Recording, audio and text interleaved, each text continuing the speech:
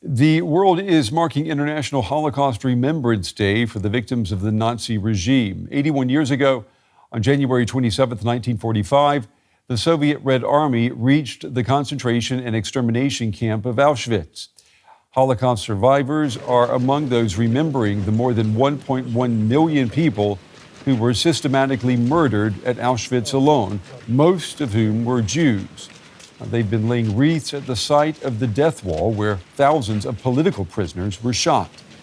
Commemorations are taking place throughout the day at the site.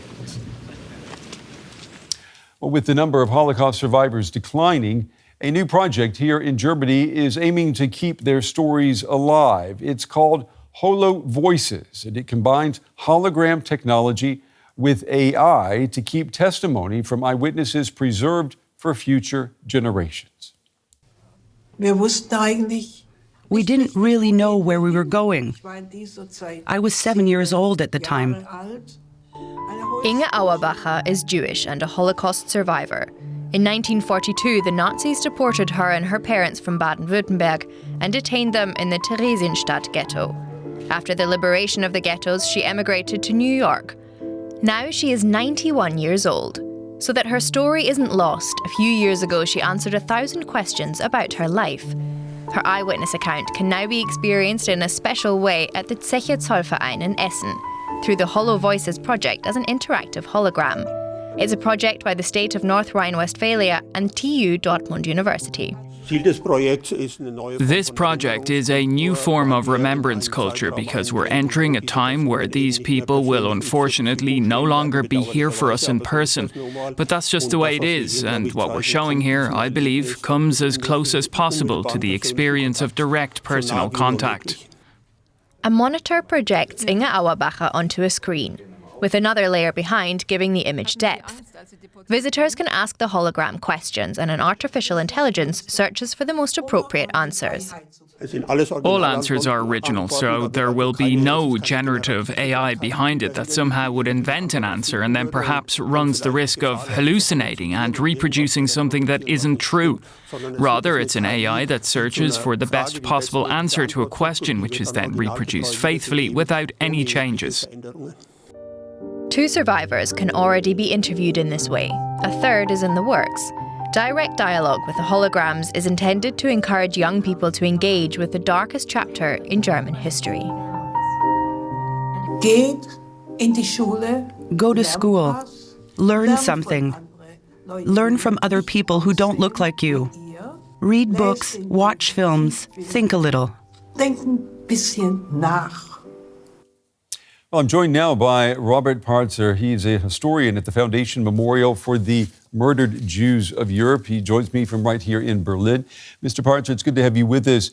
It has been 80 years since the end of the Second World War. Are memorial events like what we've seen today, are they enough, or does the world need to do more to prevent another tragedy?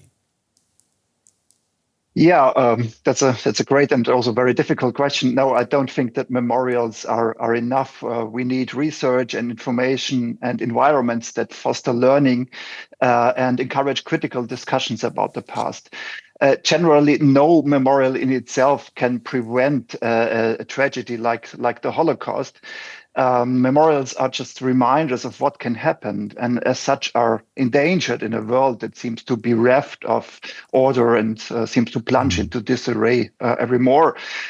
Just let me give you one example. When in 2022 Russia attacked Ukraine, a rocket was fired at the Babin Yar Memorial in Kiev. This is just one example of many one might give.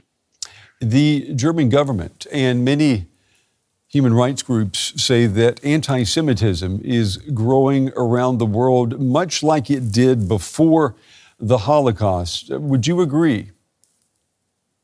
Well, analogies or comparisons as the one you gave are generally quite difficult. But yes, numerous studies show that anti-Semitism is on the rise worldwide, and of course also in Germany, especially after Hamas's attack on Israel on October 7th, where Jews were targeted in Israel, the home of the Holocaust survivors. Many people gave in to blaming rather the victims than the perpetrators. Generally, one can see like through a prism that centuries-old stereotypes about Jews seem to come to the surface ever more.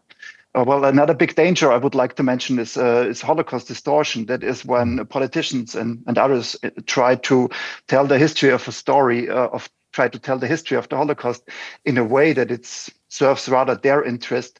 For example, in whitewashing their country's difficult past so that it fits better into their political narratives.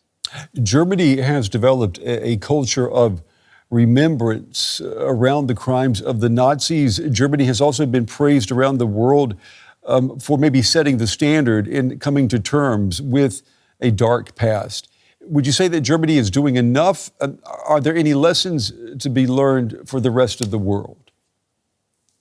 Oh, well, yes and no. As you mentioned, Germany has done quite a lot and has invested a lot, for example, in memorials, documentation centers, and the like.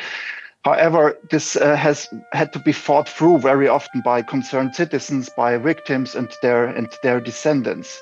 And these memorials and documentation centers, etc., are always endangered by the next round of budget cuts.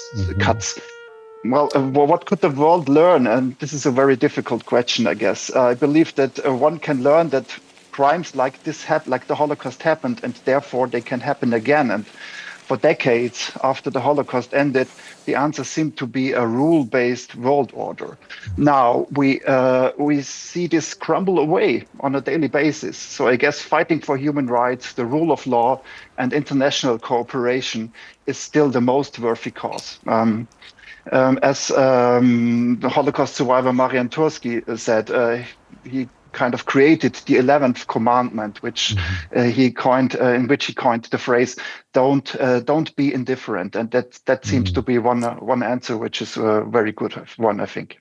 Mr. Parts, let me just ask you before we run out of time. I mean, we are well into the 21st century now, and as you say, the global order seems to be changing.